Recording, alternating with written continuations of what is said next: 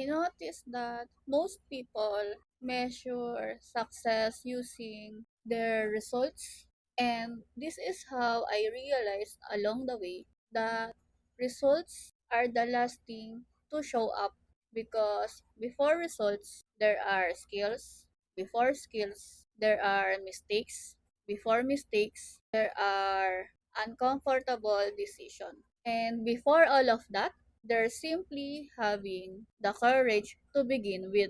And the problem is people quit while they're still in the invisible stage. That means they always think, oh, nothing's great happening right now because the money in the bank hindi pa nag increase. But when in reality, everything is happening. But they just can't see it yet because before your life changes, you change first.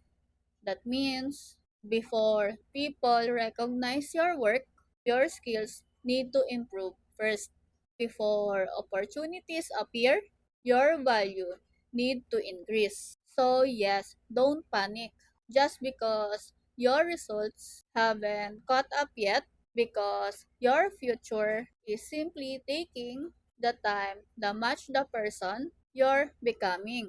And always remember this. Most people don't fail because they were on the wrong path.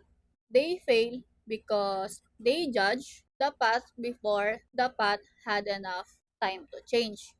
Okay? So just stay positive and keep grinding.